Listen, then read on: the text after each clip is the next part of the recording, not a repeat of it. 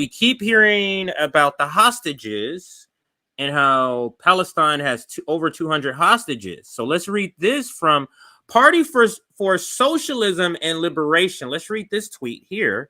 While the U.S. corporate media is laser focused on the 200 who are held by Hamas, Israel is currently holding 10,000 Palestinians, including children, captive in Israeli jails. Many are held indefinitely without charges. Free all Palestinian political prisoners. And there is the Al Jazeera headline. Israel doubles number of Palestinian prisoners to 10,000 in 2 weeks. And here's the sub-headline. Since October 7, Israel has arrested 4,000 laborers from Gaza and more than 1,000 people in the occupied West Bank, Palestinian officials say. It's a lose-lose situation for Joe Biden in the stance that he has. Now, speaking to the part I wanted to speak to here, and we're going to get into some article information in a second here. Let's watch this video just to cover. This is where I think why we're seeing sort of a shift, where we're seeing at least a shift to where they have to at least acknowledge there is an other side. And it's not just a small group of people. So I'm going to take you around the world with this video to show you. I'm glad I saved this. I saved it in a different place why I couldn't find it earlier. Instead of going to Chicago and instead of showing you individual videos, this video has different protests across the world that has gone on. And if you watch it closely, they'll go through the different cities. They'll label them. So let's watch.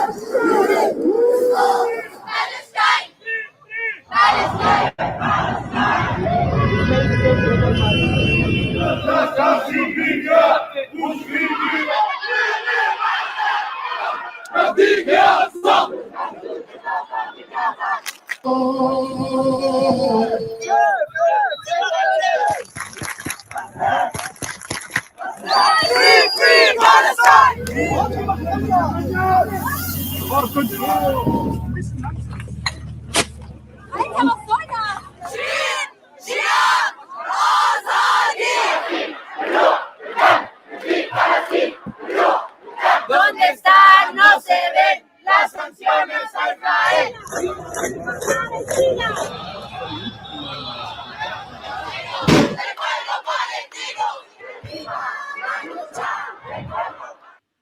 Great video there, just showing all the different protests. Now, this leads to, or this is part of the same segment. Like I said, this is an overarching where this is basically different small little segments, I guess you can say, talking about how the position that the United States and Joe Biden administration has taken is not a good position on Israel. It's not sustainable.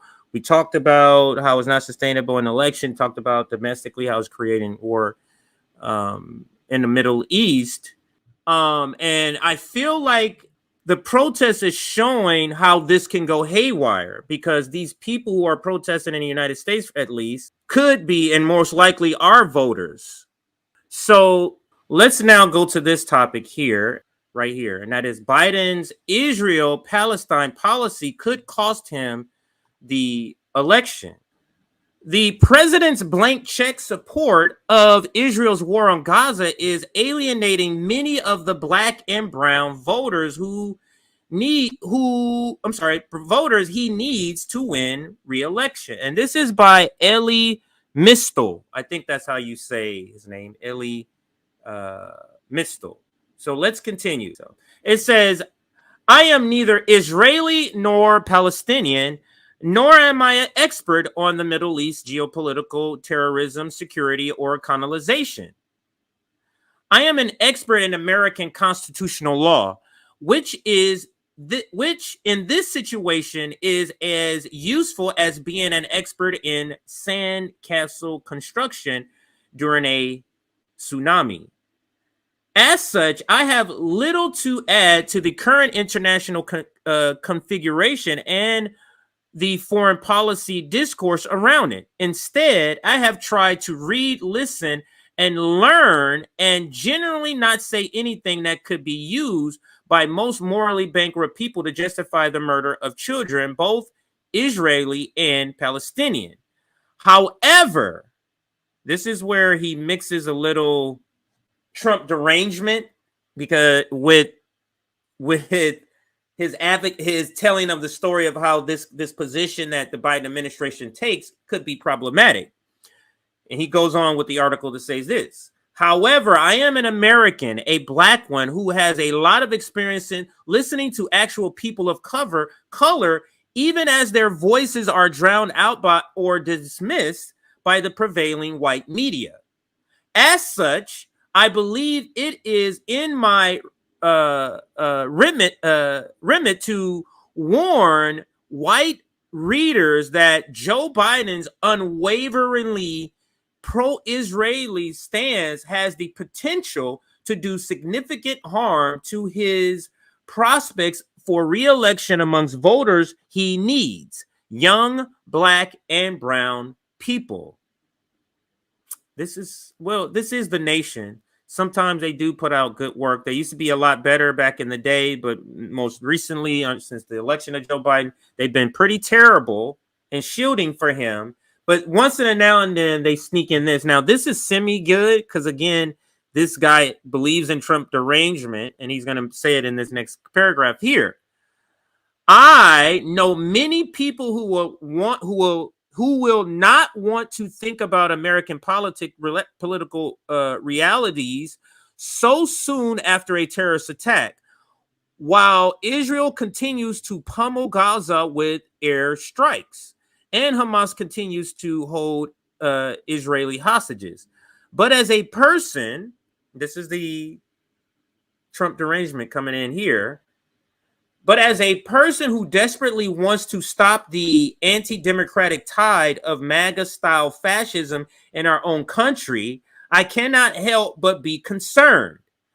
Biden risks labeling himself as a president who is in favor of colonization and one who will turn a blind eye to ethnic cleansing and war crimes. And those are tough labels to shake once they take hold in a community of color.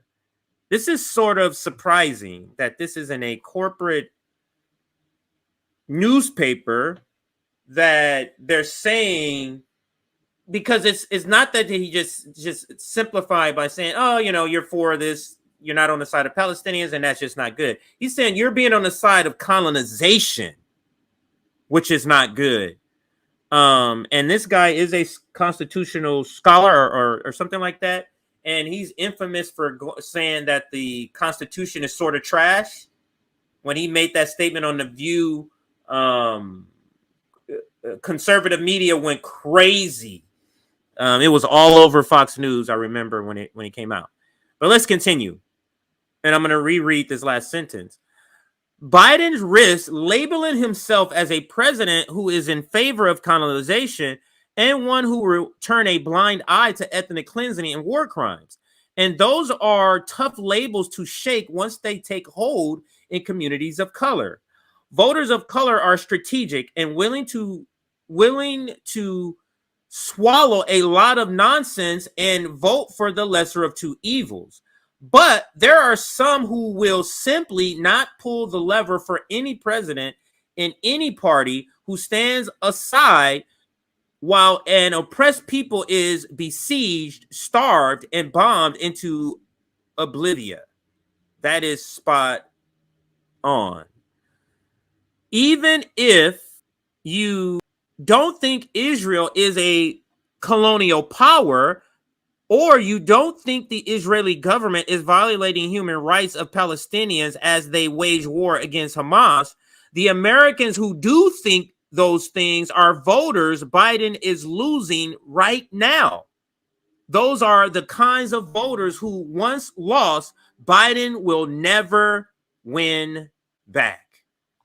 And for all of the flaws of this Biden derangement syndrome, I'm sorry, Trump derangement syndrome person, he is right on a small amount of things. Like, he is pretty shit libbery 7 out of 10 things, but then there's 3 things that no one in the Democratic Party, in the Democratic establishment, will bring up that this guy does bring up. Saying that the Constitution is sort of trash, that's one of those things.